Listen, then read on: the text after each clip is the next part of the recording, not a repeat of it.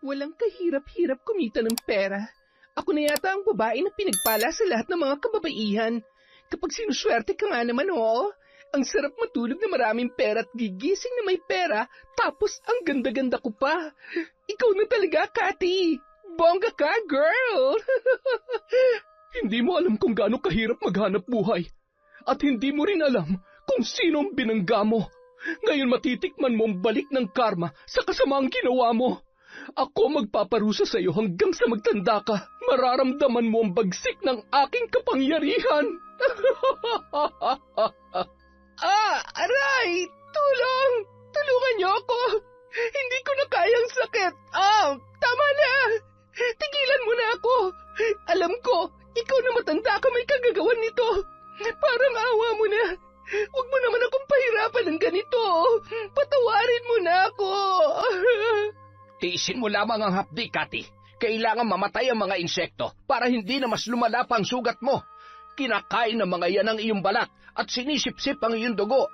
Kung hindi natin mapapatay ang mga pesteng yan, hindi maghihilom ang mga sugat sa katawan mo. Taon 2006, Cavite. Sa isang bayan sa nasabing probinsya, nakatira ang dalagang si Cathy. Kilala siya sa kanilang lugar dahil sa may angking kagandahan at kaseksihan. Kaya naman halos magkandara pa ang mga kalalakihan kapag siya ay dumaraan. Halos araw-araw may umaakyat ng ligaw sa kanila na labis naman na ikinatutuwa niya dahil sa mga dalang regalo o kaya naman ay pagkain. Kahit ni isa sa mga ito ay wala siyang magustuhan, pero hindi pa rin siya tumitigil sa pagpapaligaw dahil nang hihinayang siya sa mga binibigay ng mga yon. Ang iba ay sumuko na dahil halos maubos na ang kanilang pera, makabili lamang ng regalo para sa dalaga. Alam mo, Cathy, kung hindi mo ako gusto, mas mabuti pang sabihin mo na agad sa akin. Pabalik-balik na ako dito pero wala naman nangyayari. Nagsasayang lang ako ng oras sa iyo eh. Pinapaasa mo lang ako sa wala. Butas ng bulsa ko sa kung ano-anong pinapabili mo. Hoy, ang kapal naman ng mukha mo. Kung napapagod ka na, edi huwag ka nang bumalik dito. Tsaka yung mga dinadala mo, gusto mo yan dalhin sa akin. Isa pa, tingnan mo nga yung itsura mo. Ew, sa tingin mo ba papatulang kita? Wala bang salamin sa bahay nyo? Sana man lang inisip mo kung bagay ka sa akin, tsaka ka nagpabalik-balik dito. Sige na, umalis ka na. Marami pa akong gagawin. Napakamot ulo na lamang ang lalaki habang palabas ng bahay ng dalaga.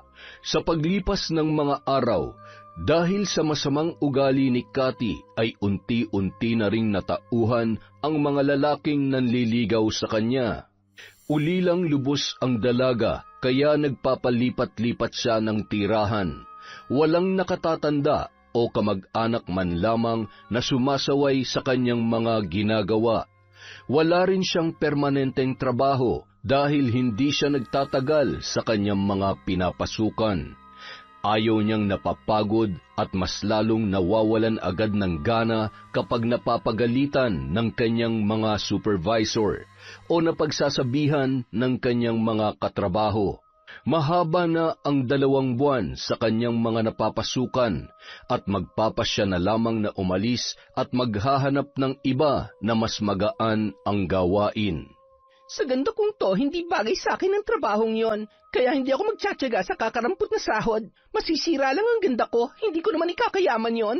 Hindi rin naman siya nakakakuha ng mataas at magaan na trabaho dahil hindi siya nakapagtapos sa pag-aaral. Napabarkada at walang alam sa buhay kundi ang magbulakbol at manloko ng mga kalalakihan para lamang may pangtustos siya sa kanyang sarili at sa lahat ng kanyang mga pangangailangan. Isang araw, napilitan na naman siyang lumipat ng lugar at doon magbabaka sakali na mas gumaan ang takbo ng kanyang buhay. Marami kasi siyang pinagtataguan dahil sa kanyang mga utang at mga naloko. Maging may asawa at may edad na ay binibiktima niya sa ngalan ng pera. Kailangan kong maging mas maingat sa pagkakataong ito. Sana naman makahanap na ako ng lalaking magugustuhan ako, yung kaya kong buhayin at syempre, yung kayang ibigay lahat ng luho ko. Pagod na ako sa ganitong buhay. Gusto ko nang yumaman. Pera, pera, pera! Kailangan ko ng pera para sumaya. Gamit ang kanyang naipon, nakabayad siya ng pangrenta sa bago niyang tinitirhang apartment. Sakto namang natanaw niya ang isang lalaki na naglalakad papunta sa isang sasakyan. Patakbong nagmadali ang dalaga para makasalubong ang lalaki at para masimulan ang kanyang plano. Nang makalapit na siya sa kinaroroonan ni Jerry, ay nagkunwaring nahihilo ang dalaga. Hinawakan nito ang ulo para mapansin siya ng lalaki. Nakita naman yun ni Jerry, kaya napatigil siya sa paglalakad at nilapitan si Cathy. "Miss, ayos ka lang ba? May masakit ba sa'yo? Miss?" Parang nandidilim ang paningin ko. Tulungan mo ako. Agad namang sinalo ni Jerry ang dalaga bago tuluyang bumagsak ang nanghihinang katawan noon sa kalsada. Nanlaki ang mga mata ng lalaki nang masubsob ang mukha nito sa malusog na dibdib ng dalaga. Agad niya namang inilipat ang kanyang tingin sa malaanghel na mukha ni Cathy. Miss, gising. Ayos ka lang ba? Ay, bakit naman ngayon pa? Isinakay ng lalaki sa kotse ang dalaga at pinainom ng tubig. Binuksan niya ang aircon ng kanyang sasakyan para mahanginan si Cathy. Inisip niya na dahil baka sa sobrang init kaya yon hinimatay. "Gusto mo bang dalhin kita sa ospital para makasiguro tayo na maayos ang pakiramdam mo? Nahihilo ka pa ba?" Hindi na. Ayos na ako. Pwede bang ihatid mo na lang ako sa tinutuluyan ko? Salamat ha. Salamat sa pagtulong mo sa akin. Napakabait mo naman. Teka, ano nga palang pangalan mo? Ako si Jerry. Ikaw? Cathy na lang. Sigurado ka ba na ayos ka na talaga? Hindi ka na magpapatingin sa doktor? Baka kung ano na yung sakit mo, mas mabuting magpatingin ka para maagapan. Bakit kasi lumalabas ka ng ganitong oras? Napakainit at wala ka pang dalang payong. Huwag kang mag-alala. Okay lang talaga ako. Siguro pagod o baka dahil puyat lang ako. At saka kanina pa kasi ako naglalakad para maghanap ng trabaho eh. Nahihilo pa rin ako pero kaya ko naman na. Sa susunod kasi magdala ka ng payong at tubig. Ayan tuloy, buti ako nakakita sa'yo. Hindi napigilan ni Jerry na mapalingon kay Cathy, lalo na sa mga maputing hita nito na sinadya ng babae na itaas ang kanyang palda at nagkukunwaring masakit yon habang hinihimas-himas. Napalunuklaway na lamang ang binata habang nagmamaneho. Nagulat ito nang hawakan ng dalaga ang kanyang hita. Maraming salamat, Jerry, ha? Kung hindi dahil sa'yo, baka nabagok na yung ulo ko kanina. At baka kung sino pang masamang loob ang nakadampot sa akin. Mabuti na lamang at ikaw ang tumulong sa akin. Ang swerte naman ng girlfriend mo o asawa mo. Bukod sa gwapo ka na, mabait ka pa. Wala nga akong girlfriend eh. Asawa pa kaya? Kapag sinuswerte ka nga naman, sakto, walang sabit. Baka ikaw na nga ang lalaking para sa akin. Char! Sa gwapo mong yan, wala kang girlfriend? Maniwala ako sa'yo. Alam mo, kung pwede lang mag-apply bilang girlfriend mo, ginawa ko na. Seryoso ako, wala talaga. Joke lang yun ha, pero kung siseryosohin mo, pwede rin naman. Nang makarating sila sa apartment ni Cathy, inalalayan ni Jerry na bumaba ng sasakyan ang dalaga hanggang sa makapasok sa loob. Nung magpapaalam na sana si Jerry, pinigilan siya ni Cathy. Jerry, sandali. Baka gusto mo munang uminom ng juice o kaya ng kape. Ipagtitimpla kita. Wag na, salamat na lang. Tutuloy na ako. Sige na, para naman kahit papano, masuklian ko yung pagtulong mo sa akin. Kahit man lang sa simpleng paraan, makabawi ako sa'yo. Kahit nagmamadali, napilitan si Jerry na paunlakan ang alok ng dalaga. Kumuha siya ng isang tasa at ibinuhos ang mainit na tubig. Habang hinahalo ni Cathy ang tasang may kape, palihim siyang ngumisi habang sinusulyapan ang nakaupong lalaki sa may sala. Pasimpleng pumikit sabay hinipan ang isang tasang kape na kanyang hawak. Heto na, Jerry. Masarap ako magtimpla kaya siguradong kahit mainit ang panahon ay hinding-hindi mo matatanggihang higupin ang kape ko. Habang ibinibigay ni Cathy ang tasa ng kape, tinitigan niya sa mata si Jerry na parabang may binubulong na mga salita. Isang palipad hangin kung tawagin ang kanyang ginagamit para makapambiktima. Natutunan niya yon sa kanyang namayapang ama. Ano, masarap ba? Kung gayon, pwede bang ibigay mo sa akin lahat ng pera mo sa pitaka? Biglang natulala ang binata at parang wala sa sarili na sumunod na lamang sa utos ng babae. Kinuha niya ang pitaka sa kanyang bulsa at binigyan ng malaking halaga ng pera si Cathy. Pagkatapos maisakatuparan ni Cathy ang kanyang plano ay inihatid na niya si Jerry sa sasakyan. Pinaandar yon ng lalaki at agad na umalis. Wala sa sariling nagmamaneho si Jerry. Habang nasa kalagitnaan ng daan, bigla itong napahinto at biglang nanumbalik ang kanyang ulirat. Kasabay noon ay ang pagkirot ng kanyang ulo na animoy gulong-gulo sa mga nangyari. Hindi maalala ng binata ang buong pangyayari. Mas lalong tumindi ang sakit ng kanyang ulo sa kakaisip kung bakit siya napadpad sa lugar na yon. Ang tanging naaalala niya lamang ay may tinulungan siyang babae, ngunit hindi na niya maalala ang mga sumunod na nangyari. Nagulat siya na may biglang kumatok na pulubing bata sa bintana ng kanyang sasakyan para manlimos. Doon niya lamang napansin na nawawala na ang kanyang pera. Kinaumagahan, pumunta si Cathy sa isang mall para mag-shopping. Halos lahat ng magustuhan niya ay binibili niya ng walang pagdadalawang isip. Puro mamahalin ang presyo ng kanyang kinukuha. Hindi pa yun nakuntento, nagtungo pa siya sa isang kilalang restaurant. Kahit mag-isa lang siyang kakain, halos pang 3 katao ang kanyang ino-order. Pinag-usapan na siya ng mga waiter dahil sa dami ng pagkain na nakahain sa kanyang mesa.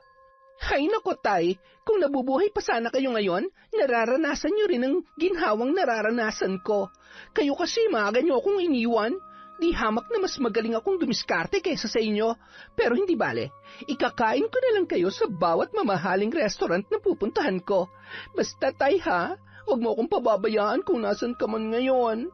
Ikaw nang bahala sa akin. Makalipas ang 1 linggo, wala nang natira sa nakulimbat ni Cathy, kaya naman mainit na naman ang kanyang ulo. Kaya nag-isip na naman siya ng panibagong plano para magkaroon ng pera. Palaging ganoon ang kanyang sitwasyon. Kung kailan ubos na ang kanyang pera, tsaka lamang siya kikilos. Hanggat nakikita niyang may laman pa ang kanyang pitaka, kampante lamang siya at walang pakialam. Kinagabihan, abala ang dalaga sa pagpapaganda ng kanyang sarili.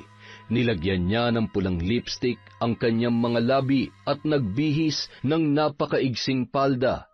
Minsan na rin nagkaroon ng kinakasama ang dalaga at nakilala niya yon sa isang bar.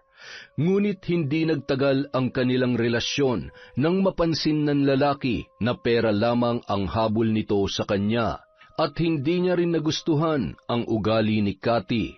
Walang alam sa gawaing bahay, waldas at kapag hindi nasusunod ang gusto ay nagwawala. Pagkatapos mag-ayos ng kanyang sarili, sumakay siya sa isang tricycle papunta sa isang bar. Pagkarating doon, halos lahat ng lalaki ay isa-isa niyang kinilatis. Pinagtitinginan din siya ng mga yon dahil sa kaakit-akit niyang kasuotan, muka at hubog ng katawan. Kinikilala niya kung sino ang mukhang mayaman at kung sino ang may makapal ang pitaka. Tsaka niya gagawin ang susunod niyang hakbang. Ano ba yan? Parang wala namang mukhang tao dito. Ang tsatsaka, ha? Ay, di bali na nga. Pera lang naman ang kailangan ko eh. Lalaking may laman ang pitaka. Teka, ayun. Tama bang nakikita ko? Malapitan nga. Sa wakas, siguradong paldo-paldo na naman ako dito. Nilapitan agad ng dalaga si Miguel. Medyo may kaedaran na at bagong customer lamang sa bar na yon. Mukhang mabango at mayaman. Mas lalong namutawi ang ngiti sa mga labi ng dalaga nang makita niyang kinuha ng matanda ang pitaka mula sa bulsa nito para magbayad sa inorder na alak. Nang makaupo na ang lalaki ay agad rin umupo si Cathy sa tapat na mesa kung saan nakapwesto ang matanda. Sa ganda kong ito, ewan ko lang kung makakatis ka na hindi ako lapitan. Ayan, sige, tingnan mo lang ako. Lumapit ka, dahil wala kang mapapala kung tititigan mo lang ako. At nagsimula na ngang magpapansin si Cathy kay Miguel. Hinahawi-hawi pa nito ang kanyang buhok habang umiinom ng alak at nakatitig sa lalaki. Dahil sa litaw na litaw ang kagandahan at kaseksihan ng dalaga, ay madaling napansin ng matanda ang nang-aakit na si Cathy. Pilyo siyang tinitigan ni Miguel. Maya-maya pa, lumapit na yon sa may mesang kinauupuan ng dalaga. Hi, miss. Ang ganda mo naman. Anong pangalan mo? Mukhang nag-iisa ka lang ah. Wala ka bang kasama? Pwede bang makiupo at makisalo sa'yo? Ibang pangalan ang ginamit ni Cathy. Yon ang paraan niya para hindi siya matuntun o kaya naman ay mahanap ng mga taong binibiktima niya. Nauwi sa tawanan ang kanilang pag-uusap. Nawili ang matanda na makipagharutan sa dalaga kaya naparami ang kanyang pag-inom ng alak. Nung medyo may tama na, biglang lumapit ang isang lalaki na kasama nito na kanina pa pala sila pinagmamasdan. Malaki ang pangangatawan ng lalaking yun. Sir, mukhang lasing na po kayo. Tara na po. Baka po hinahanap na tayo ng asawa nyo. Kapag nalaman ni ma'am na nandito tayo ay siguradong pagagalitan tayo nun. Nagulat ang dalaga dahil nun niya lang napagtanto na may kasama palang bodyguard si Miguel. Nang akmang tatayo na sana ang matanda habang inaalalayan ng lalaki, biglang nag-usal ng mga salita ang dalaga. Ang daya naman, alis ka na agad, Miguel. Ngayon pa lang tayo nagkakasiyahan. Ang aga pa kaya, mamaya ka na umuwi. Hay, mukhang takot ka lang pala sa asawa mo eh. Ako? Takot sa asawa ko? Hindi ah. Berto, mabuti pa matulog ka na lang muna sa sasakyan kung inaantok ka na. Nakakahiya naman sa magandang binibining ito kung iiwan ko lang basta-basta. Sige na, doon ka na muna. Tatawagan na lamang kita kapag uuwi na tayo. Pero sir, lasing na po kayo. Ano ka ba? Kaya kong sarili ko. Ako ang amo mo, kaya ako masusunod. Sige na, iwan mo na kami. Huwag na huwag ka magsusumbong sa ma'am mo dahil malilintikan ka sa akin. Gusto mo ba mawalan ng trabaho? Ay, sige po sir. Sabi ko nga po, hihintayin ko na lamang kayo sa sasakyan eh. Sige po, mag-enjoy po muna kayo dyan. Nagtataka ang lalaki dahil mukhang may kakaiba sa kanyang amo. Sanay kasi siya na kahit may konting tama pa lang ang matanda ay yun na mismo ang nagyayaya para umuwi. Pero nung mga sandaling yun, para bang tuwang-tuwa at nawiwili pa si Miguel na makipag-inuman sa babaeng kausap niya. Bibihira lamang makipagkwentuhan sa babae ang kanyang amo at pinagtaasan pa siya nun ng boses sa unang pagkakataon. Akala ko iiwan mo na ako. Magtatampo na sana ako eh. Gusto pa naman sana kitang makausap dahil nalulungkot ako. Sa tingin ko, Miguel, ikaw ang papawi sa lungkot na nararamdaman ko ngayon. Pwede mo ba akong samahan kahit sandali lang? Ay, masyado mo namang pinapainit ang gabi ko. Paano naman ako makakatanggi kung ganito kabango at kagandang babaeng nasa harap ko? Ilang sandali pa, pumasok na ang dalawa sa pribadong silid sa bar na yon. Nang makapasok na ang dalawa sa nasabing silid, doon na isinagawa ng dalaga ang kanyang plano. Nilimas niya ang lahat ng perang laman ng pitaka ng matanda, sabay itinapon yon sa isang sulok. Iniwan niyang nakahandusay sa mahabang upuan si Miguel dahil sa sobrang kalasingan.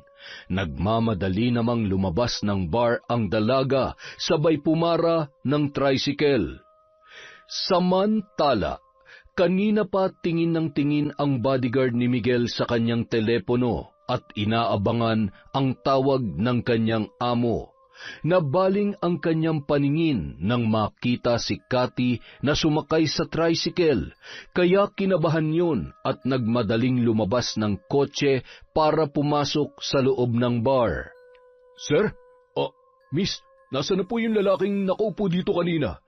Agad namang itinuro ng GRO kung saan makikita ang matanda, kaya dali-dali nitong pinuntahan ng silid at bumungad sa kanya ang tulog na amo at humihilik pa. Nakabukas ang zipper ng pantalon at nakaangat ang damit. Boss, gising! Ano nangyari? Bakit nandito ako? Anong oras na ba? Ako pong dapat magtanong kung ba't kayo nandito. Ano po nangyari sa inyo? Ba't kayo pumasok dito sa loob? At bakit kayo iniwan ng babaeng kasama ninyo? Nagmamadali siyang umalis kanina. Ay, teka, nasan po yung relong suot nyo? Tsaka yung kwintas ninyo? Ha? Nalintikan na. Pati wallet ko nawawala rin. Naisahan ako ng babaeng yun Hindi ko man lamang namalayan na. Naku, malilintikan ako nito sa misis ko. Paano nangyaring? Hindi kaya may kakaibang ginawa sa akin ng babaeng yon? Na-hypnotize ba ako? Maaari po. Baka nga po ginamitan kayo ng itim na kapangyarihan na kung tawagin sa probinsya namin ay palipad hangin. Napamura na lamang si Miguel sa sobrang inis sa sarili. Sinubukan niyang hanapin ang babae, ngunit walang nakakakilala sa pangalan na binigay nito. Kinuha niya rin ang CCTV footage ng bar, ngunit sadyang mailap ang dalaga sa kamera. Hindi maipaliwanag kung paanong hindi man lamang makilala ang mukha noon. Kaya wala nang nagawa ang matanda kundi hayaan na lamang ang nangyari. Makailang ulit pa siyang bumalik sa bar na yon at nagbaka sakali na makikita ulit ang dalaga. Gaya ng dati, nagpakasasa si Cathy sa perang nakuha niya kay Miguel. Malaki-laki rin ang natangay niyang halaga sa matanda. Humiga pa ito sa kama at pinaghahagis ang pera habang humahalakhak, matapos niyang ibenta ang relo at kwintas. Walang kahirap-hirap kumita ng pera. Ako na yata ang pinakapinagpala sa lahat ng mga kababaihan. Kapag sinuswerte ka nga naman, oo. Ang sarap matulog na maraming pera at gigising na may pera tapos ang ganda-ganda ko pa. Ikaw na talaga, Cathy. Bongga ka, girl! Makalipas ang 2 buwan, unti-unti na namang nauubos ang pera ni Cathy. Sinisingil na rin siya sa renta ng bahay. 1 buwan na siyang hindi nakakabayad. Mas inuna pa niya ang kanyang mga luho kesa bayaran ang kanyang dapat bayaran. Kapag hindi ka pa nakapagbayad sa susunod na araw, talagang palalayasin na kita. May naibibili ka nga ng kung ano-ano tapos hindi mo magawang magbayad ng renta. At isa pa, pwede ba? Maglinis ka naman ng bahay. Tingnan mo nga yung paligid mo. Ang kalat-kalat at ang dumi-dumi na. Kababae mong tao napakababoy mo. Sarili mo lang yata ang kaya mong ayusin. Babalikan kita ulit. Siguraduhin mong may pambayad ka na. Kung hindi, ako mismo maghahakot ng mga gamit mo papalabas. Oo na, sige na po. Hindi pa nga ako nag-aalmusal. Busog na ako sa sermon nyo. Ay, kainis. Abat, ako pa talaga ngayon na nakakainis. Ikaw na nga itong hindi marunong magbayad, ikaw pa may ganang mainis. Aling China naman. Ang sabi ko po, magsisimula na ako maglinis. Ang sungit. Pinandilatan ng mata ni Cathy ang tumalikod na si Aling Gina. Nawalan na rin ng gana ang dalagang kumain, kaya bumalik na lamang yung muli sa higaan dahil biglang sumama ang kanyang pakiramdam. Lintek, nagkanda leche-leche ng buhay ko. Kapag minamalas ka nga naman, bakit naman kasi ngayon pa sumama ang pakiramdam ko? Kailangan kong gumaling at kailangan ko ng dumiskarte. Wala na akong pambayad. Baka magliyab na ang ilong ng matandang dragon na yon. Kinaumagahan, kahit medyo iniinda ni Cathy ang sakit ng kanyang ulo, ay pinuntahan niya ang bahay ni Aling Gina para makiusap kung pwedeng bigyan ulit siya ng isa pang araw na palugit para makapagbayad. Tao po! Aling Gina! Tao po! Oh, Cathy, ikaw pala. May kailangan ka ba sa asawa ko? Ano po kasi... Wala kasi siya dito. Umalis, pumunta sa palengke. Ano bang sadya mo sa kanya at sasabihin ko na lang pagdating niya? Bakit nga ba? Hindi ko naisip to, ha? Tama. Ikaw ang sagot sa problema ko sa asawa mo. Umaayon na naman sa akin ang pagkakataon. Ano po kasi? Makikiusap po sana ako sa kanya. Wala pa po kasi akong pambayad ngayon sa renta ng bahay, Mang Lope. Ay, ganun ba? Hamot sasabihin ko na lamang. Kaso kilala mo naman ang asawa ko. Magagalit lamang yung kapag nadidelay ang bayad ng upa, lalo na kung nakailang balik na siya para maningil. Kaya nga po, makikiusap sana ako Walang-wala po kasi talaga ako ngayon. Sinibayan pa ng sakit ng ulo ko kaya hindi po ako makapagtrabaho. Parang awa niyo na po, tulungan niyo naman po ako na pakiusapan siya Wala po kasi akong mapupuntahan kapag pinalayas niyo ako dito. Napahagulhol ang dalaga at marahan namang hinimas ni Mang Lope ang braso nito para patahanin. Pasimple namang bumulong sa isipan si Cathy dahilan para biglang mawala sa sarili ang matanda na ilang segundo munang natulala sa kanyang harapan bago pumasok sa kwarto at may kung anong hinahanap. Ganyan nga. Sumunod ka sa lahat ng sasabihin ko. Ngayon, kunin mo lahat ng perang nasa wallet ng asawa mo. Ibigay mo yun sa akin, Mang Lope. Mabilis na sumunod kay Cathy ang matandang lalaki. Kinuha niya ang susi ng kabinet at binuksan yun. Dinampot ang lahat ng pera at ibinigay sa dalaga. Nanlaki ang mga mata ni Cathy nang makita ang napakaraming pera. Wow! Ang dami nito, Mang Lope! Maraming salamat po! Alis na po ako! Bye! Iniwan ni Cathy si Mang Lope habang wala pa sa kanyang sarili. Maya-maya lamang ay dumating na si Aling Gina at sinalubong pa yon ng dalaga. Aling Gina, sakto po ang pagdating nyo. Heto pambayad ko. Sabi ko naman sa inyo, magbabayad ako kapag may pera na ako mabuti naman kung ganon. Magbabayad ka naman pala pinatatagal mo pa. Pinapainit mo pa ang ulo ko. Kayo naman po kasi, hindi kayo makapaghintay. Ay, sige. Sa susunod, agahan mo magbayad para hindi tayo nagkakaproblema. Pasensya na po ulit kayo. Huwag na kayo magsusungit, ha? Sige kayo, mabuburi na. Napakaganda niyong kilay. Nako. Salamat naman. Pangatlo ka na yata sa mga nakapansin ng kilay ko ngayong araw. Papasok na ako sa bahay at mainit dito sa labas. Baka mabura pa. Che, naniwala naman. Ang pangit kaya parang ewan. Pero ang mahalaga, may pera na naman ako.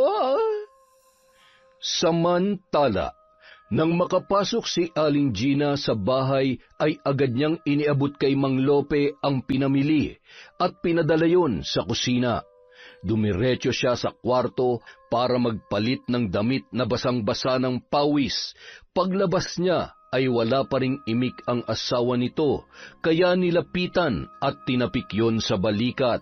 Oh, Lope, bakit ganyan ang itsura mo? Hindi ba't sabi ko ay dalhin mo na ang mga yan sa kusina? Ano pang hinihintay mo? Pasko? Bagong taon? Hoy, kinakausap kita! Ay, kabayo, bakit ka naman nanggugulat? Kanina pa ako nagsasalita dito, hindi mo naman ako naririnig. Ano nangyari sa'yo, ha? Ay, parang inaantok ako at ano nga bang ginawa ko kanina? Bakit parang wala akong maalala? Ay, naguguluhan ako. Parang, ewan. Ewan ko sa'yo. Nag-uulyanin ka na talaga. Hindi mo na alam ang mga pinaggagawa mo. Natigil ang pag-uusap ng mag-asawa nang maalala ng babae na kailangan niya na palang magpasahod ng mga trabahante sa ipinagagawa nilang bagong apartment. Pagpasok niya sa kwarto ay nabulahaw ang buong kabahayan sa lakas ng kanyang sigaw. Lope! Ha? Gina? Ano nangyari?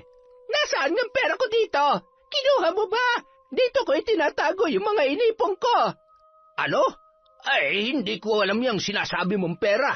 Hindi ko naman pinapakailaman yung mga gamit mo, ha? Kung ganon, sino ang kumuha? Sino naman na maglalakas loob na papasok dito sa bahay natin? Wala ka bang napansin na ibang tao na pumunta dito? Galit na galit si Aling Gina dahil wala namang ibang tao sa bahay na yon. Ayaw din namang umamin ng asawa nito na siya ang kumuha, kaya minabuti niyang tingnan ang CCTV para malaman kung sino ang kumuha ng pera. Parehong nanlaki ang kanilang mga mata nang makita ang buong pangyayari. Hay nako, nagsisinungaling ka pa. Ayan, kitang-kita na ikaw ang kumuha at ibinigay mo sa babaeng yon. May pahawak-hawak ka pa sa braso? Ano, dahil sa nilandi ka ng babae, binigay mo na yung pera ko? Walang hiya ka! Ang tanda mo na, kumakerengking ka pa at pera ko pa talaga ang ginagamit mo! Maniwala ka sa akin, Gina. Hindi ko alam na binigay ko sa kanya yung pera. Tingnan mo, parang may sinasabi siya tapos sinusunod ko naman. Hindi ko matanda ng buong nangyari. Pero maniwala ka, kahit mamatay man tayo ngayon, hindi ako nagsisinungaling. Mandadamay ka pa talaga. Lintik na babaeng yon. Kaya pala ang lakas ng loob. Sa akin lang naman galing yung pinambayad niya. Makikita niya. Hindi ko ito mapapalampas. Inuubos na talagang pasensya ko, ha? Siguradong may itinatago ang babaeng yon. May kakaiba siyang ginagawa para makapagnakaw ng pera. Humanda siya sa akin. Sinugod ni Aling Gina si Cathy para komprontahin sa nangyari. Agad namang itinanggi ng dalaga ang ibinibintang nito sa kanya. Dahan-dahan po kayo sa sinasabi niyo, Aling Gina. Wala po akong alam dyan. Ibalik mo ang pera ko. Walang hiya kang babae ka. Ipapakulong kita. Huling-huli ka na eh. Nagsisinungaling ka pa talaga. Hindi mo makukuha ang pera mo at lalong hindi ko hayaang makulong ako dahil sa'yo. Ang bag ko, kailangan kong tumakas. Hoy, saan ka pupunta? Magnanakaw! Ang kulit mo, ha? Sabi ng bitiwan mo ako. Gamit ang natitirang pera na galing sa matandang babae, naghanap ulit siya ng mauupahan na may kalayuan sa lugar na kanyang pinanggalingan. Makalipas ang 2 linggo, halos wala nang makain si Cathy dahil wala na siyang pera. Pabalik-balik naman ang kanyang iniindang sakit ng ulo. Diyos ko naman, alisin niyo na po ang sakit ng ulo ko para makapagtrabaho na ako. Pinaparusahan niyo ba ako dahil sa mga ginawa ko? Buisit na Gina na yon. Yung mga gamit na naiwan ko. Ay, ang bobo ko talaga. Bakit ba naman kasi hindi na lang ako nagbenta ng mga gamit ko? Ay, nakakainis talaga. Isang araw, nakaramdam ang dalaga ng kaginhawahan sa kanyang katawan. Kaya wala nang inaksayang oras si Cathy at agad na nag-isip ng susunod na plano. Barya na lamang ang natitira sa kanyang pera. Palakad-lakad ang dalaga kung saan naghahanap siya ng panibagong bibiktimahin. Ano ba? Makisama naman kayo. Mukhang wala yata ako mapapala dito, ah. Wala yata akong madidilihensyahan ngayon. Magtitiis na naman ako sa lugaw na walang sahog at... Ay, busy talaga. Ang init-init pa naman. Ay... Ilang sandali pa, nakita niya si Mang Felix na saktong magwi-withdraw sa ATM machine. Walang ibang tao sa lugar na yun. Hinintay niyang matapos ang lalaki. Nang saktong naglalakad na para maghanap ng sasakyan, naghanda na rin ang dalaga para gawin ang kanyang plano. Kagaya ng ginawa niya kay Jerry, yun din ang naisip niyang diskarte para manakaw ang pera ng bago niyang target. Pero ngayon ay nagpanggap naman siya bilang isang pulubi sa paningin noon. Aray! Tulong!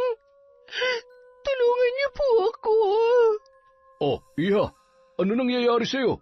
Mukhang namumutla ka at nanghihina. Nahihilo po ako. Ilang araw na po kasi akong hindi kumakain. Tulungan niyo po ako. Maawa na po kayo sa akin. Gutom na po ako. Nagkunwaring matutumba si Cathy at napahawak kay Mang Felix. Mabuti na lamang agad na nasalo ng lalaki at hindi natumba sa simento ang babae. Ang hindi niya alam, mabilis na dinukot ng dalaga ang kanyang pitaka. Nang makuha niya na yon ay pabulong na nagsalita si Cathy. Hindi naman makagalaw ang lalaki sa kanyang kinatatayuan. Natulala ito habang pinagmamasdan ang papalayong dalaga na bahagyang nakangiti sa kanya. Bumalik lamang ang kanyang ulirat nang businahan siya ng isang tricycle driver. Abat, hindi ka ba tumitingin? Sasagasaan mo ba ako? Abay, akala ko pumaparaho kayo eh. Sasakay po ba kayo o hindi? Oy, sige, ihatid mo ako sa ospital. Kailangan ko makabalik agad at inaantay ako ng asawa ko't anak. Ilang sandali pa. Ipapasok ko ba sa loob o dito ka na lamang bababa? Huwag na, dito na lamang ako. Maglalakad na lang ako papasok. Ay, siya, sige, mabuti naman. Natiti ako, mahihirapan akong makalabas kapag pinilit ko pang ipasok tong tricycle. Sandali lamang at... Teka, nawawala ang pitaka ko . Nagtulungan pa si Mang Felix at ang tricycle driver para mahanap ang pitaka sa loob ng tricycle, ngunit wala silang makita. Naawa na ang driver sa lalaki dahil bakas sa mukha nito ang pagkadismaya at nabanggit rin nito na pambayad sana ang perang yon sa pagpapagamot ng kanyang anak na may sakit. Hindi na lamang ito pinagbayad ng tricycle driver at taus-pusong nagpasalamat naman ang matandang lalaki. Pasensya ka na talaga. Naabala ko pa ang paghahanap buhay mo. Wala na talaga akong pera kahit barya. Maraming salamat ulit, ha? Ay, walang anuman ho yun. Sana gumaling na ang anak ninyo. Tsaka mag-iingat po kayo. Parang wala sa sarili si Mang Felix na naglalakad papunta sa silid kung saan naroon ang kanyang anak at asawa na si Aling Mona na nagbabantay sa kanilang anak. Hanggang nung mga oras na yon, hindi niya pa lubos maisip kung ano ang nangyari. Pagkarating ay nakangiting sinalubong ni Aling Mona ang kanyang asawa. Mahal, magkano ang nasahod mo? Kasya na ba para sa bibilhin nating gamot ni Chinchin? Oy, mahal, kinakausap kita. Hindi mo ba ako naririnig? Ano nangyari sa'yo? Bakit parang hindi maipinta yung mukha mo? May nangyari ba? Oo, mahal. Kasya na sana. Kaya lang ano? Kinakabahan naman ako sa'yo. Akin na yung pera at bibili na ako ng gamot ni Chinchin. Kanina pa dapat siya nakainom. Nakailang balik na rin dito yung nurse. Tinatanong kung nakabili na ba tayo. May kailangan pa raw tayong bilhin na i-inject sa kanya. Kailangan maagapan ang pagkalat ng impeksyon sa katawan niya. Kung hindi, mas lalo siyang manghihina. Ano kasi, mahal? Nawala yung pitaka ko kanina. Nanakawan yata ako. Ha? Ano? Paanong nanakawan ka? Hindi mo ba napansin? Bakit? Saan ka ba pumunta? Ikinuwento ni Mang Felix kay Aling Mona ang kanyang natatandaan. Ang pinagdududahan niya ay yung babae na lumapit sa kanya para humingi ng tulong. Wala naman kasing ibang tao na nakasalubong si Mang Felix nung mga sandaling yun. Nanlumo ang mag-asawa dahil sa yun na lamang ang kanilang inaasahan na wala pa na parang bula. Nag-alala tuloy sila kung saan kukuha ng panggastos sa ospital. Halos lahat na ng kanilang kakilala ay nautangan na ng mag-asawa. Ano nang gagawin natin ngayon? Kailangan makabili tayo ng gamot ni Chinchin. Ang mamahal pa naman ng mga gamot na kailangan niyang inumin. Ay, mahal, paano ng anak natin? Saan na naman tayo kukuha ng pera? Wala ka nang sasahurin sa susunod na buwan. Halos ilang araw ka pa lamang pumapasok, may utang pa tayo sa boss mo. Kaya nakakahiya naman na mangutang na naman tayo sa kanya. Huwag ka na mag-alala, mahal. Gagawa ko ng paraan para makabili tayo ng kailangan ng anak natin. Nagpaalam saglit ang lalaki para maghanap ng pwedeng mahiraman ng pera. Kahit na nahihiya ay sinubukan niya pa rin humingi ng tulong sa kanyang boss. Ang kanyang pinagtatrabahuhan ay si Miguel. Naikwento niya sa kanyang boss ang nangyari sa perang ipambibili niya sana ng gamot ng kanyang anak. Nagulat ang lalaki sa mga sinabi ni Mang Felix. Bigla siyang napaisip na posibleng pareho ang babaeng nagnakaw ng kanyang pera at ang babaeng ikinukwento ng kanyang tauhan. Doon lamang napagtanto ng dalawang lalaki na pareho silang nabiktima ng iisang babae. Naaawa naman ang boss nito at pinahiram siya ng pera. Ikakaltas na lamang sa kanyang sahod buwan-buwan. Pagkakuha ng pera ay agad na bumalik si Mang Felix sa ospital. Nadatnan niya na nag-aagaw buhay na ang kanilang anak, kaya naman napatakbo siya at nilapitan ang naglulupasay na si Aling Mona. Anak, huwag mo kaming iiwan. Lumaban ka. Felix, ang anak ko. Chinchin! Diyos ko, nakikiusap po ako.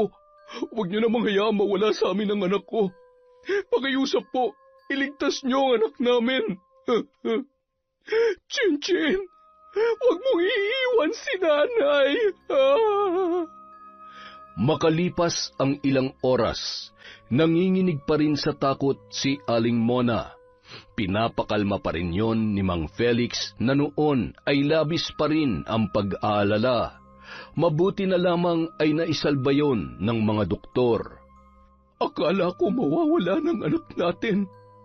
Kung may nangyaring masama sa kanya, Felix, hindi ko kakayanin. Mamamatay ako kapag nawala ang anak ko. Tahan na, patawarin mo ko sa nangyari.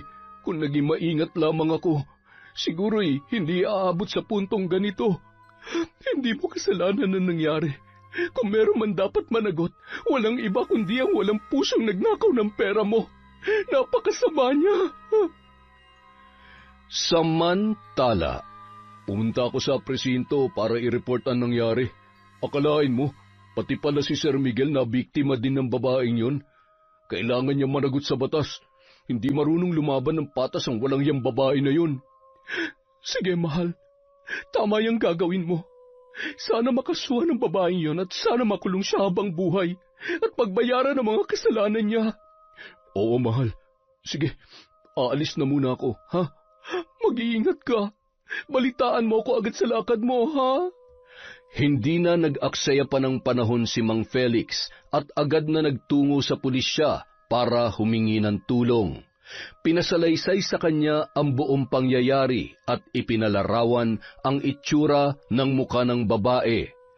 Ayon sa paglalarawan ng lalaki, lumalabas sa investigasyon na iisang babae ang tinutukoy ng mga taong nagrereklamo sa kanila at doon niya rin napag-alaman na iba-iba pang pangalan ang ginagamit nito.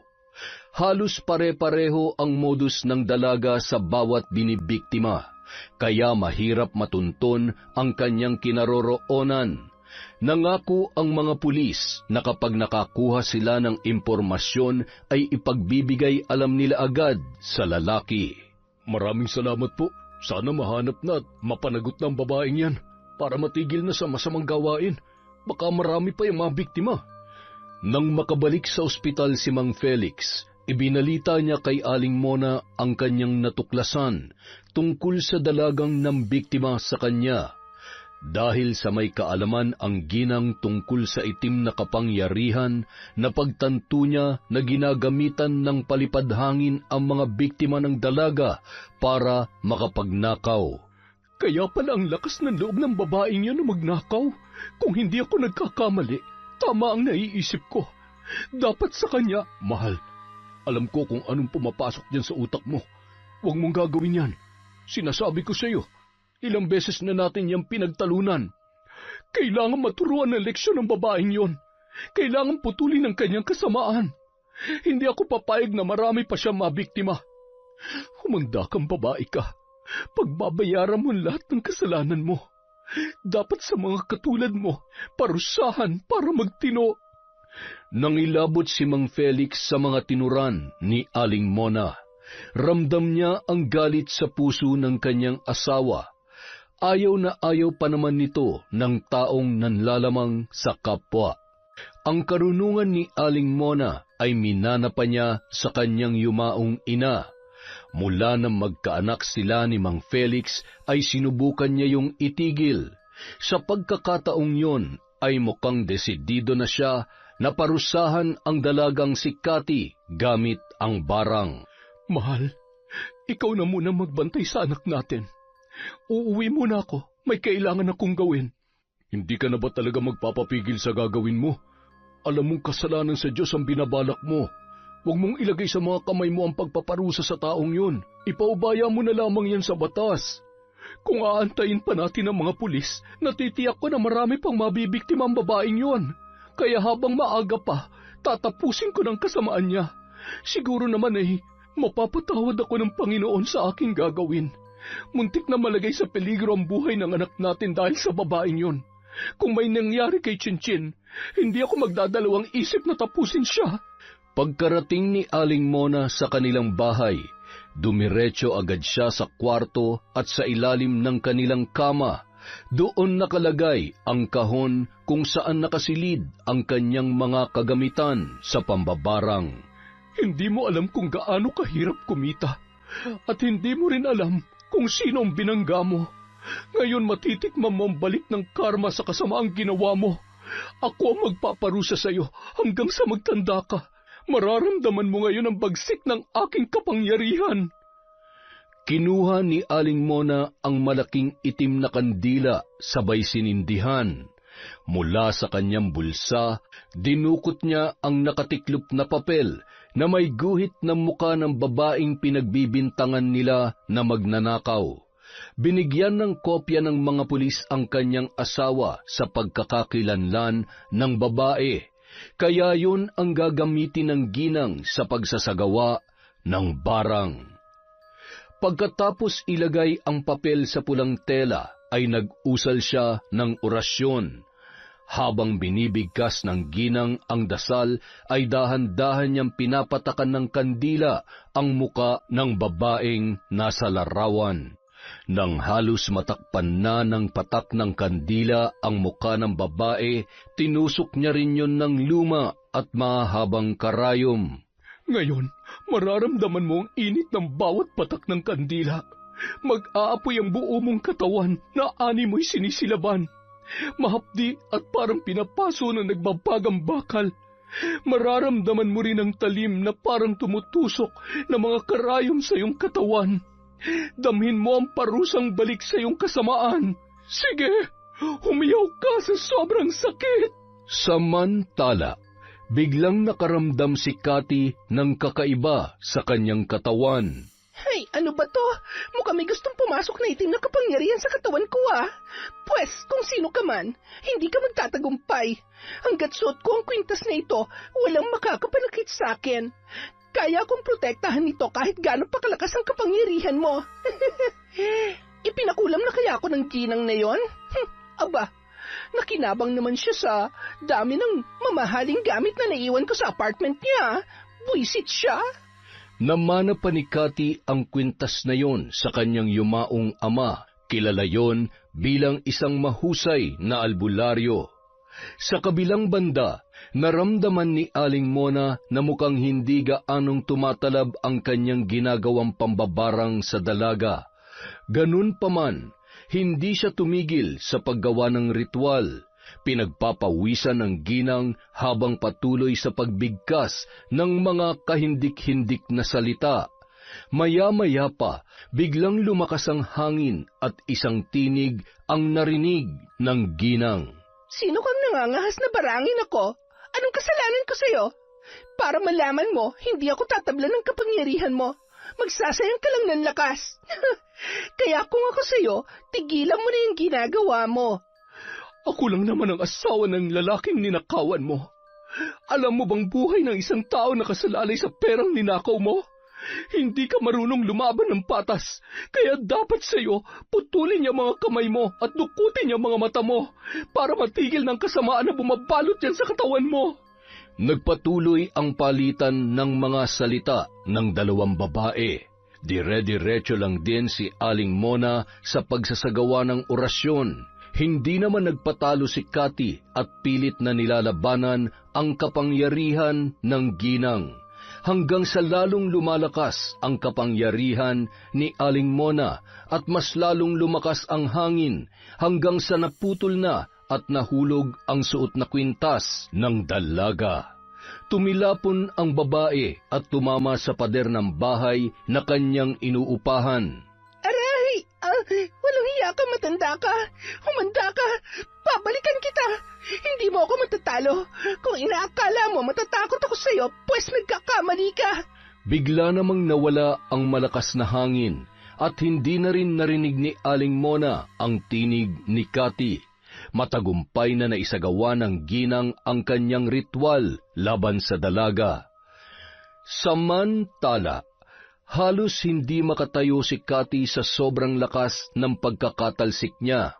Gumagapang na siya sa sahig sa kahahanap ng kwintas, ngunit nagkapira-piraso na yun. Hindi pwede.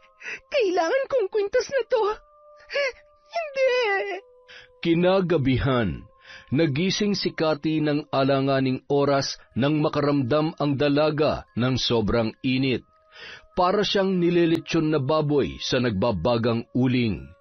Dali-dali siyang bumangon at nagtungo sa kusina para uminom ng tubig. Halos maubos niya ang laman ng pitsil. Ibinuhos niya na rin sa kanyang muka ang natitira pang tubig. Pakiramdam niya ay matutuklap na ang kanyang balat dahil sa sobrang init.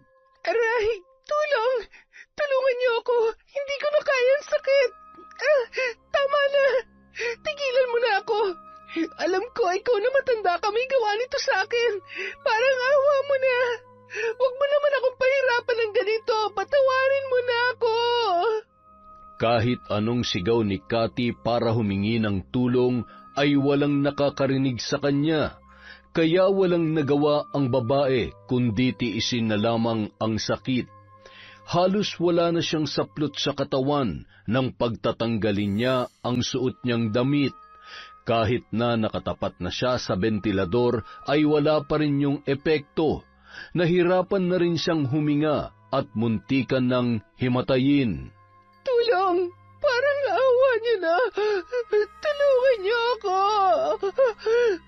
Maya-maya pa, bigla na lamang nawala ang init na kanyang nararamdaman. Natuwa ang dalaga at napahalakhak. Inakala niya na tumigil na ang pambabarang sa pagpapahirap sa kanya. Ngunit ilang sandali pa, nang mahihiga na sana ang babae, malakas na sigaw ang kanyang pinakawalan. Nang maramdaman niya na parang may tumutusok sa kanyang likod. Aray! Ano na naman to? Lintik na matandang yun na! Hindi mo ba talaga ako titigilan? Ano ba? Tama na! Hirap na ako! Tigilan mo na ako! Mas lalong tumindi ang sakit na nararanasan ni Cathy. Hindi na ito mapakali at napapalundag na rin ang dalaga sa sobrang sakit, hanggang sa tuluyan na siyang nawalan ng malay. Kinaumagahan, nagising na lamang ang dalaga na nakahandusay sa sahig. Masakit ang ulo at nanlaki ang kanyang mga mata nang makita niya na puno ng sugat ang kanyang buong katawan. Parang hiniwa ng isang matalim na bagay at sa loob noon ay may mga insekto. Pinagmasdan ng dalaga at nandiri siya dahil gumagalaw-galaw pa ang mga yon. Nagpupumalahaw siya sa iyak at hindi makapaniwala sa nangyayari sa kanya. Samantala, sana naman ay magtanda ka ng babae ka. Kulang pa yan sa mga nagawa mong kasalanan. Pasalamat ka't kahit papano ay mabait ako. Dahil kung hindi, baka tinapos ko na ang buhay mo. Pero dahil hindi naman ako kasing sama ng iniisip mo, hindi kita papatayin. Gusto ko lang matuto ka at itama ang mga bagay na kahit alam mong mali ay ginagawa mo pa rin. Pero hindi pa rin dyan matatapos ang pagpapahirap ko sa iyo. Makalipas ang 2 araw, hindi pa rin tumigil si Aling Mona sa pagpapahirap kay Cathy. Kaya humingi na ng tulong ang dalaga sa kakilala nitong albularyo. Kinailangan niyang bumalik sa lugar kung saan siya lumaki dahil doon nakatira ang kilalang albularyo ng kanyang ama. Sakay ng nirentahang sasakyan ang dalaga, bumiyahe siya ng mahigit 4 na oras para marating ang lugar na yon. Dumiretso na siya sa bahay ng manggagamot dahil baka kung makita pa siya ng mga tao doon ay pagtulungan pa siyang saktan. Kahit may takot siyang bumalik sa kanila ay napilitan pa rin siya dahil sa kagustuhan niyang gumaling. Cathy, anong ginagawa mo dito? Mang Danny, tulungan niyo po ako at sana po huwag niyo ipaalam sa mga tao na nandito ako. Kayo na lang po ang alam kong makakatulong sa akin. Parang awa niyo na po. Hirap na po ako. Alam mo na hindi ako sang-ayon sa mga ginagawa mo. Pinagsabihan na kita, pero hindi ka nakinig sa akin. Ginamit mo sa maling paraan ang iyong kapangyarihan. Kagaya ka rin ng tatay mo. Simula na mamatay ang ama mo, ang buong akala ko ay tatalikuran mo na rin ang itim na karunungan. Kung wala lang akong utang na loob sa iyong ama, hindi kita patutuloy sa pamamahay ko. Sa inyo na po mismo nang galing. May utang na loob kayo sa pamilya ko. Kung hindi dahil kay tatay, baka wala na kayo sa mundong ito. Kaya bilang kapalit, tulungan niyo po ako. Tanggalin niyo ang sumpa na nakakabit sa katawan ko. Sige, tutulungan kita. Pero mangako ka sa akin na magbabago ka na. Ito na siguro ang naging karma mo. Mangako ka, Cathy, dahil kung hindi, kahit magmakaawa ka pa, hindi kita tutulungan. Ayaw ko na sa pagkakataong ito ay patuloy kita na hahayaan sa iyong mga kalokohan. Kung noon ay wala akong nagawa para itama ka, ngayon hindi na ako papayag. Nangako ako sa Panginoon na sa oras na magkita tayong muli, gagawin ko ang lahat para maituwid ka. Ngayon, tutuparin ko ang pangako ko sa kanya at sa tatay mo, habang may pagkakataon ka pa. Opo, basta tulungan niyo lang po ako na gumaling.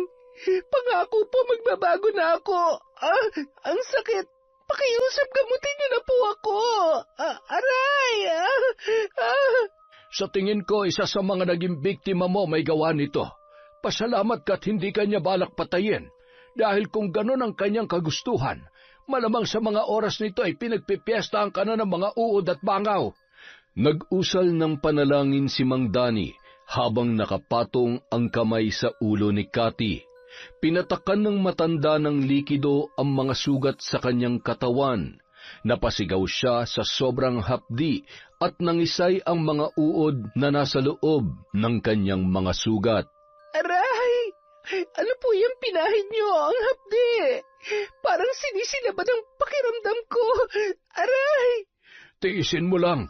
Kailangan mamatay ang mga insekto para hindi na mas lumala pa ang mga sugat mo. Kinakain ng mga yan ang iyong balat at sinisip-sip ang iyong dugo.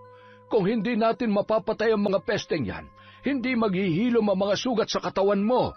Tagaktak ang pawis ni Cathy habang kagat-kagat ng kanyang mga ngipin ang isang tela.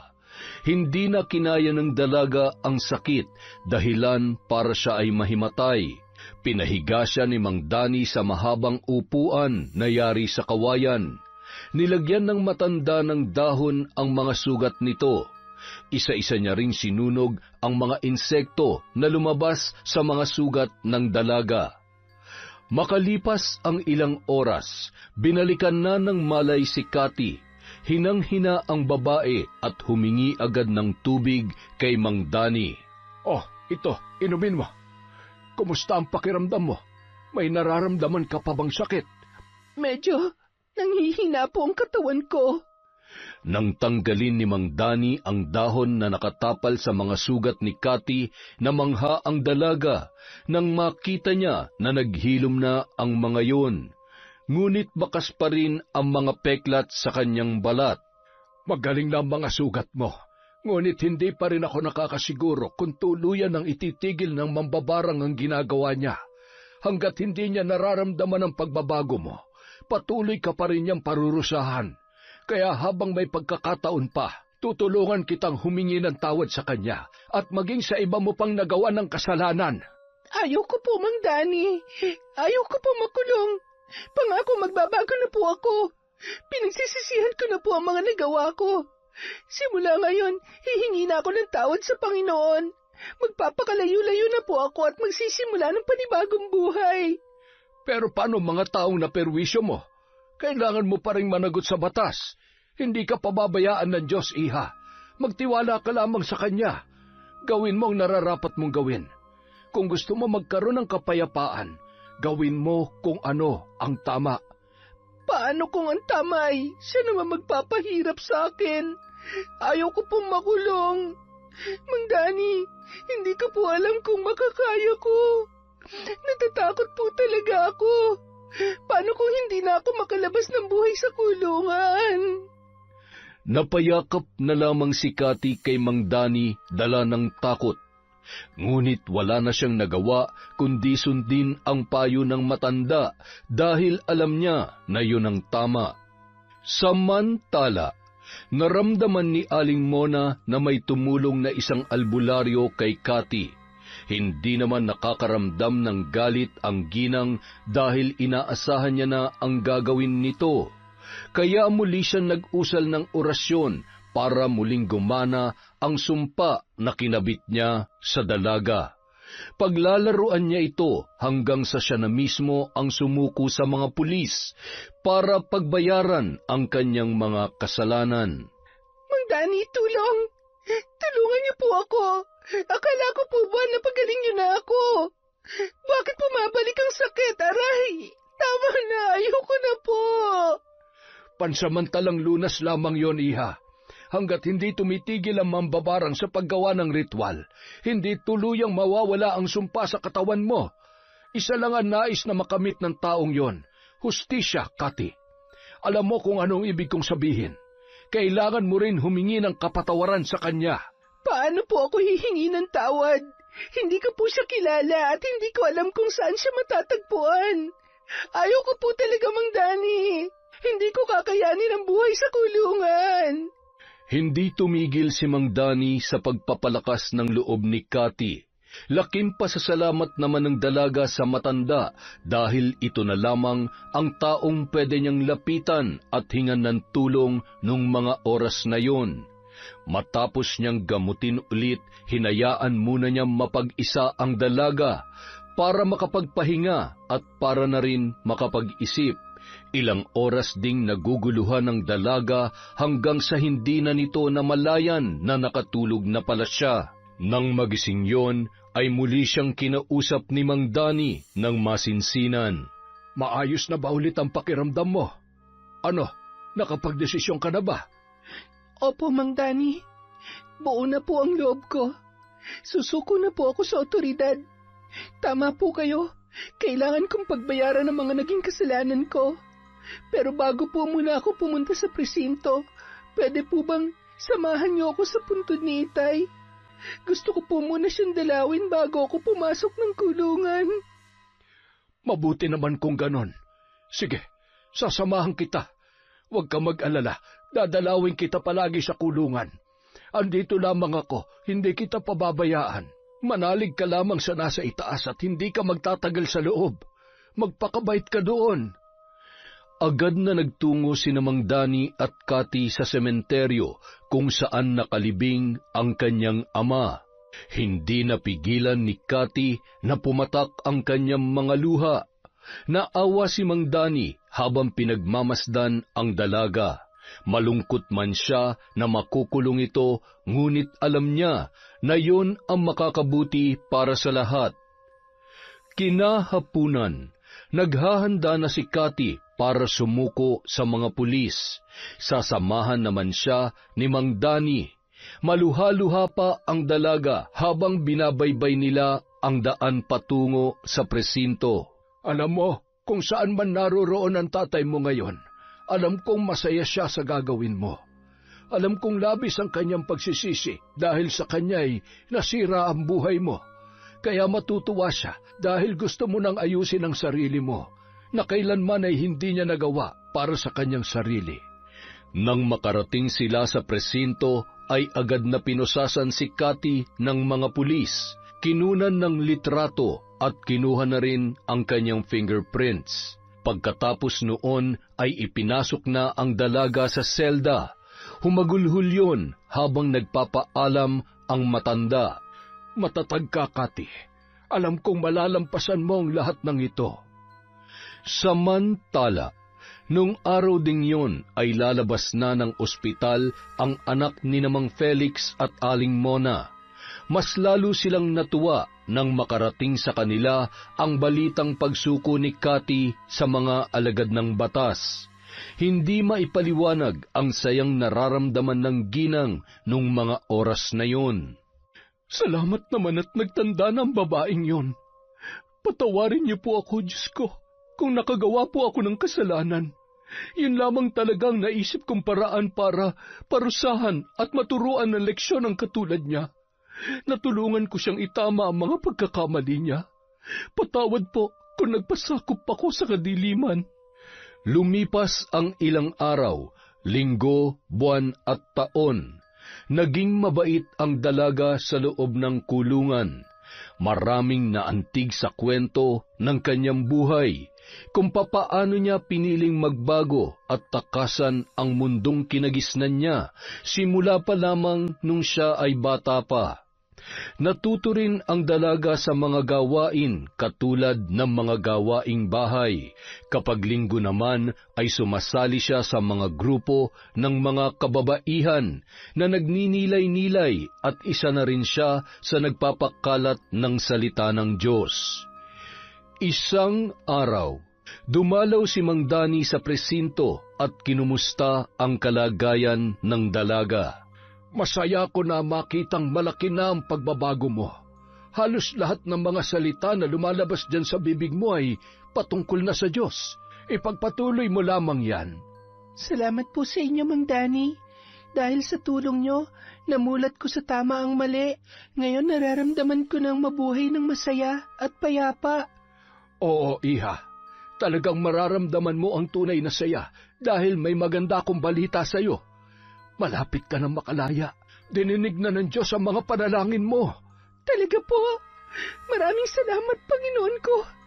Talagang napakabuti ninyo. Nasasabik na po ako makita ang tunay na ganda ng mundo. Walang paglagyan ng saya na nararamdaman ko ngayon. Masayang ibinalita ni Cathy sa kanyang mga kasamahan ang nalalapit niyang paglaya. Natuwa naman ang lahat sa kanyang sinabi. Samantala, hindi mapanatag si Aling Mona hanggat hindi siya humihingi ng tawad sa dalaga. Dala-dala niya pa rin ang bigat sa kanyang kalooban nang ginawa niya ang pagpaparusa kay Cathy. Kaya minabuti nitong dalawin at puntahan ng dalaga kung saan man yon nakakulong. Pagdating sa kulungan, nagtatakang lumabas si Cathy dahil wala naman siyang inaasahang bisita. Tanging si Mang Dani lamang ang dumadalaw sa kanya simula nung siya ay makulong. Ikaw pala si Cathy. Opo. Sino po sila? Kilala niyo po ba ako? Ako si Mona, yung asawa nung ninakawan mo sa may bangko. Natatandaan mo ba siya? Ho? Ibig sabihin, kayo rin ang... Oo, ako ang nambarang sa'yo. At nagawa ko yun dahil sa muntik na mapahamak ang anak namin nung araw na yon. Buhay ang nakasalalay sa perang ninakaw mo. Kaya napuno ako ng galit. Kung ganon, ano pong ginagawa niyo dito? Nakikita niyo po, pinagbabayaran ko na mga kasalanan ko. Ano pa po ang gusto niyo? Maawa po kayo. Huwag niyo akong papatayin. Tinuruan lamang kita ng leksyon. Patawarin mo sana ako.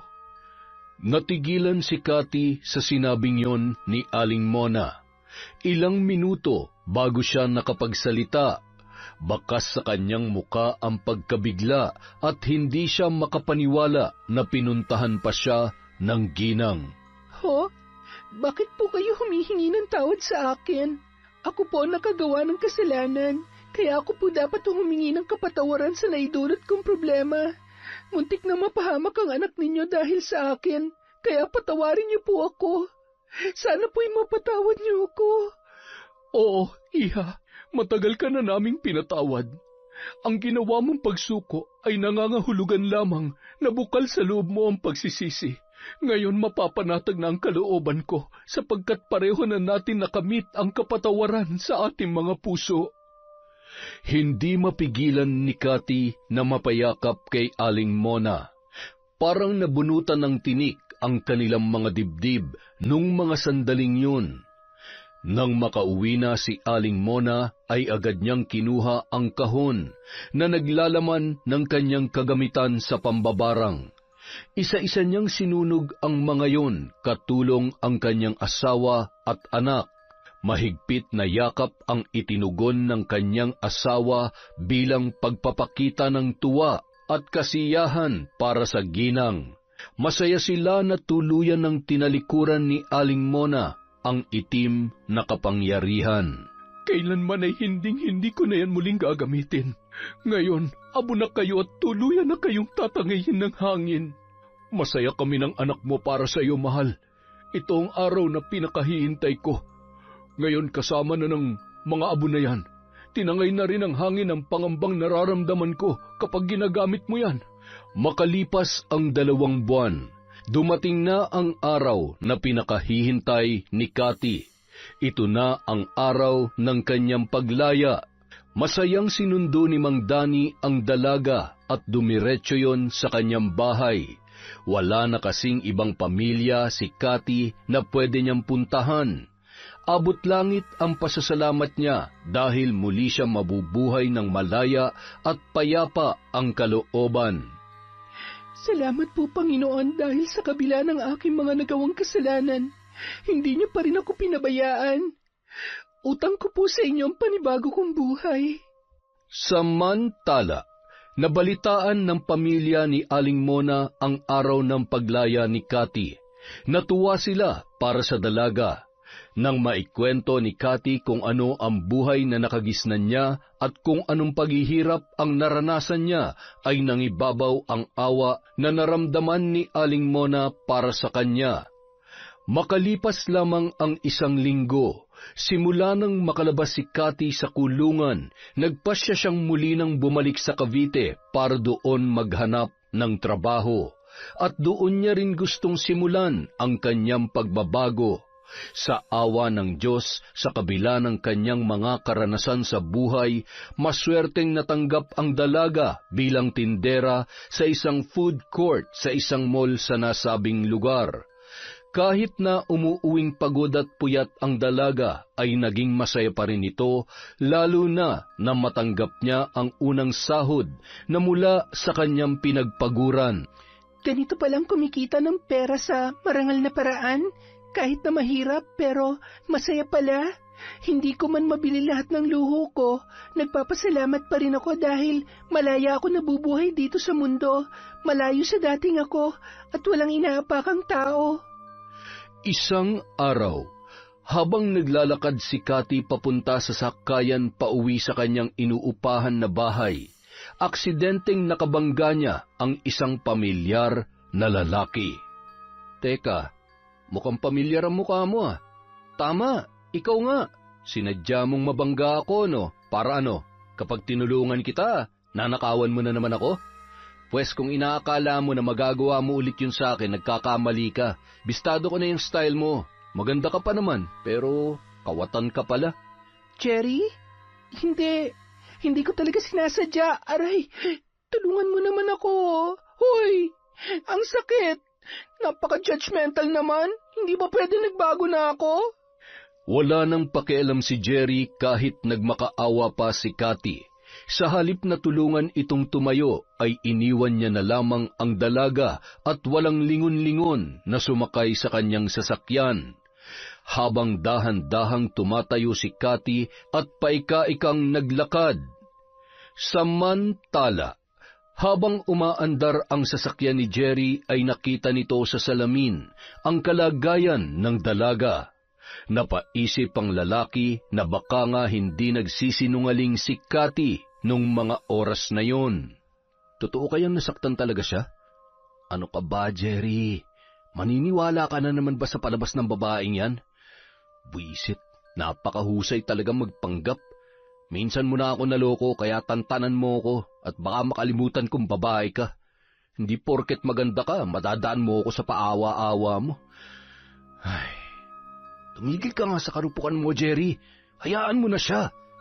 Yun ang mga salitang sinasabi ng utak ng binata. Ngunit may puwang sa kanyang puso ng pagkaawa kay Cathy. Sinisigaw nito na tulungan ang dalaga. Malalim na buntong hininga ang pinakawalan niya, sabay pinaatras ang sasakyan para balikan si Cathy. Oh, bakit bumalik ka? Kala ko ba hindi mo na ako tutulungan? Sige na, wag na. Kaya ko na to. Hindi naman kita masisisi kung hanggang ngayon galit ka pa rin sa akin. Kasalanan ko naman talaga. Naiintindihan kita kaya sige na. Kaya kong sarili ko. Huwag ka na nga mag-inarte dyan. Halika na. Sumakay ka na. Ihahatid na kita sa bahay mo. Nang makasakay si Cathy sa kotse ni Jerry, walang imikan ang dalawa. Pareho silang nakikiramdam sa isa't isa hanggang sa binasag ni Cathy ang katahimikan sa loob ng kotse. Patawarin mo sana ako sa kasalanang nagawa ko sa'yo. Pinagbayaran ko ng lahat ng yun sa kulungan. Salamat din at sa kabila ng nagawa ko sa'yo, mas pinili mo pa rin na tulungan ako. Sana mapatawad mo na ako. Pinagsisihan ko na ang lahat ng yon. Sinisikap ko na ngayon na magbagong buhay. Ewan ko ba? Hindi ko rin maintindihan ang sarili ko. Bakit ba hindi ko magawang magalit sa'yo? Siguro may dahilan ng Diyos kung bakit nag-krus muli ang landas natin, no? Sa dami na makakasalubong at makikita ko ngayong araw, ikaw pa talaga. Ay, siguro nga, gumawa ng paraan ng Diyos para makahingi ako ng kapatawaran sa mga nagawa kong kasalanan. Masaya ako sa muli nating pagkikita at hindi na ako kasing sama nung dati. Pero may dahilan kaya nagawa kong mga bagay na yon na hanggang ngayon labis kong pinagsisisihan dahil maling-mali. Hindi ko dapat ginawa yon pero wala na eh. Hindi ko na maibabalik ang panahon. Dito na lamang ako. Salamat sa paghatid ah. Inalalayan ng binata na makababa ng sasakyan si Cathy. Sabay sabing, sana hindi pa ito ang huling pagkikita natin. Gusto kitang makilala ng lubos at para malaman mo, pinatawad na kita. Matagal ko nang kinalimutan yon, pero syempre, naiinis pa rin talaga ako sa ginawa mo. Ay, sige na, mag-ingat ka ha. Pagkatapos noon ay pinaandar niya na ang sasakyan. Nakangiti sabay kinindatan pa nito si Cathy habang unti-unting sumasara ang bintana ng kotse. Isang araw, muling nagkrus ang kanilang landas. Sinadyang abangan ng lalaki ang dalaga kung saan siya madalas dumaraan. Mula nang muli silang magkita ay hindi na nawala sa isip niya si Cathy. Oh, ikaw na naman? Bakit parang ang liit ng mundo natin? Alam mo, Cathy, gusto talaga kitang makita. At sa wakas, natsyempohan din kita rito. Pinagtataguan mo yata ako eh. Ha? Bakit? Hindi kita maintindihan. May kailangan ka ba sa akin? May kasalanan na naman ba ako? Wala akong kinuha sa sasakyan mo ha. At saka... Pwede ba kitang iyaing lumabas? Ang boring kayong mag-isa. Baka naman gusto mo akong samahan.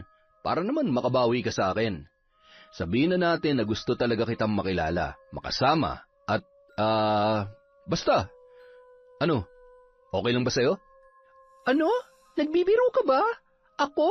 Bakit ako? Baka nabibigla ka lang o kaya baka naaawa ka lang sa akin. Hindi ako ang babaeng nararapat sa'yo, Jerry.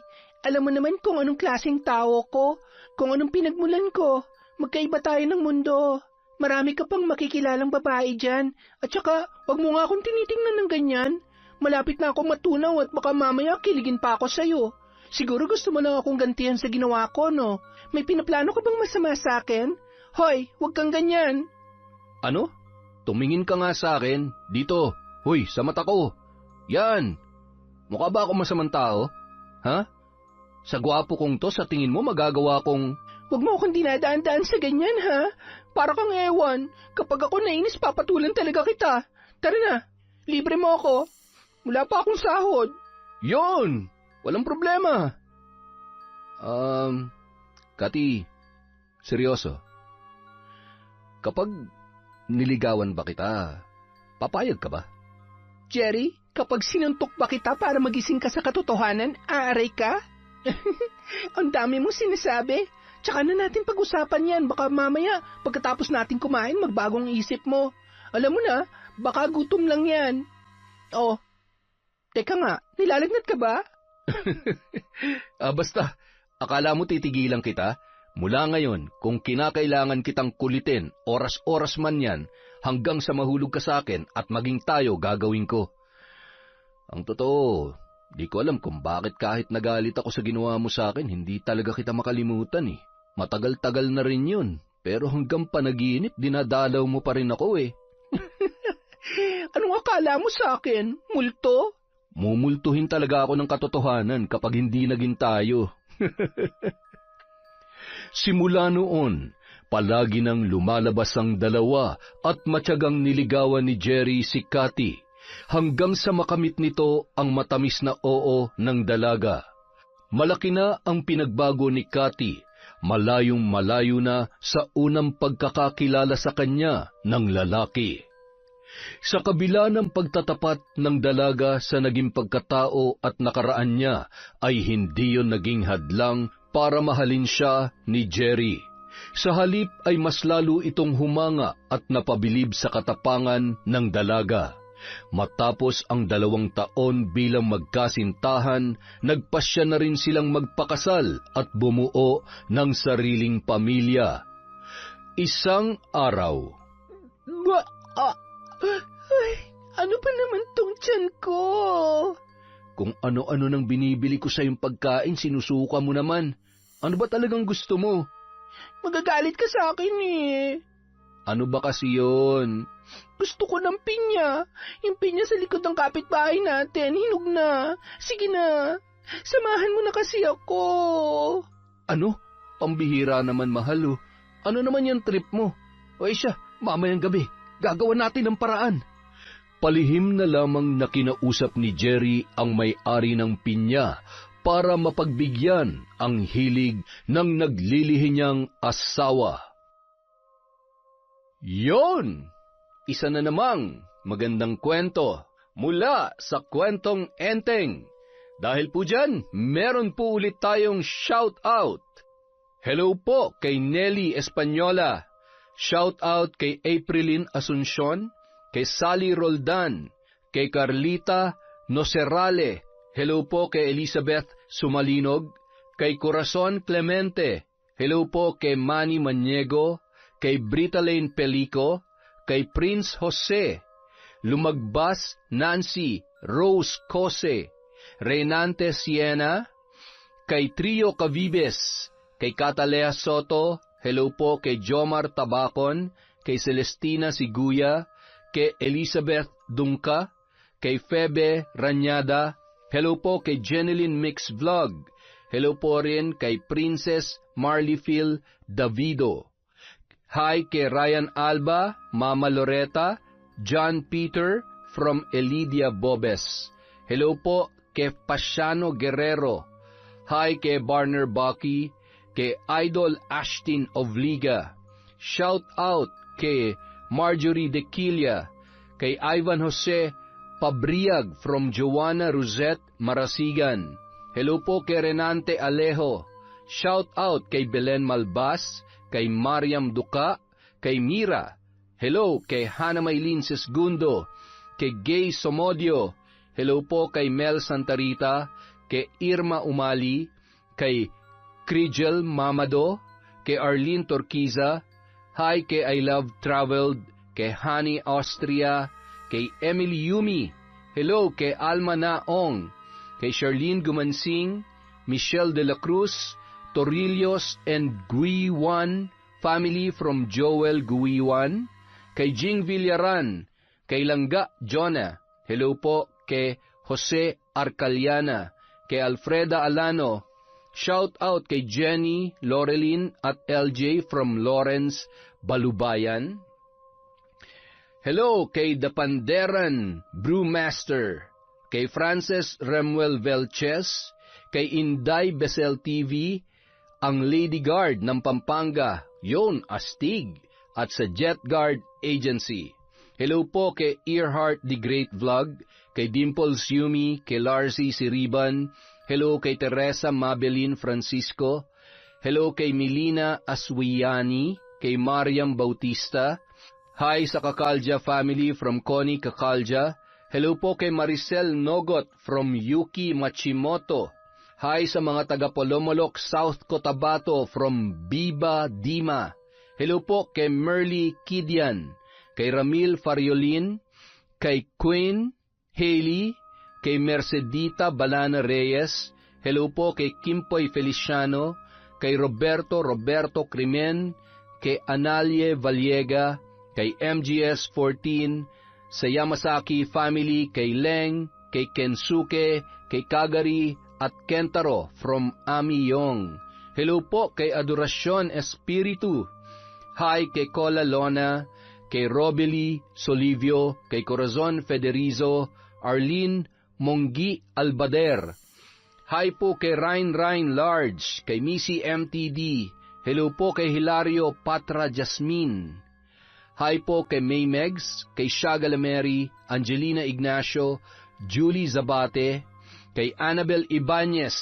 Hello po sa Team Manok ng Angeles, Pampanga, Escarda Family, Jeboy, Rose, Janine, Jimmy, Joven, Leonard, Jerry, Weng, Windy, Jerha, KJ, Mike, Kimsed, Rick, Monding, Iron, AJ, Arnold, Angie, Vicente, Yael, Ethan, at sa buong Team Manok ng Angeles, Pampanga.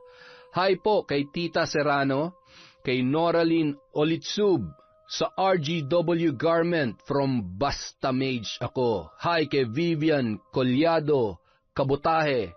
Hi po kay Josie Aniban, kay Astillero Rialco from Kim Rialco. Hi kay Jimmy Guevara. Shout out kay Lolita Mariano, kay Dine Sinag, kay Juvie Bustamante.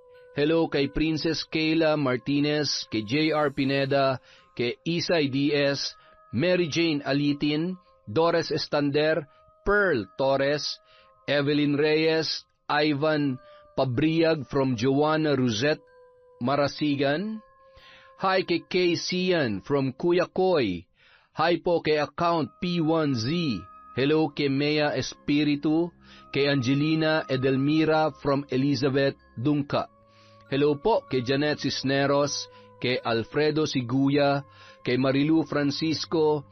Shout out kay Jessica Rojas, kay Raquel Hasegawa, kay Lizelle Goleta. Hello po sa Galedo family from Rai, Bonbon Tailoring from Cheryl Rebecca. Hello po kay Leona Taytay, kay Giza Nicole, kay Elizabeth Pamintuan, kay Jay Mortiza, Betty Velasco, Edna Lintupas, Cesan de la Cruz. Hello po kay Noemi Garcia Pabunan, kay Margie Banosong, sa Roylos Chicharon from Adela Garcenila, at syempre kay Corazon Kakalda. Maraming salamat po. Mag-iingat po kayo kung nasan man po kayo, sa mga masisipag nating OFW at syempre sa mga nandito rin po sa Pilipinas. Maraming salamat po sa inyo sa walang sawang pagsuporta sa Kwentong Enteng.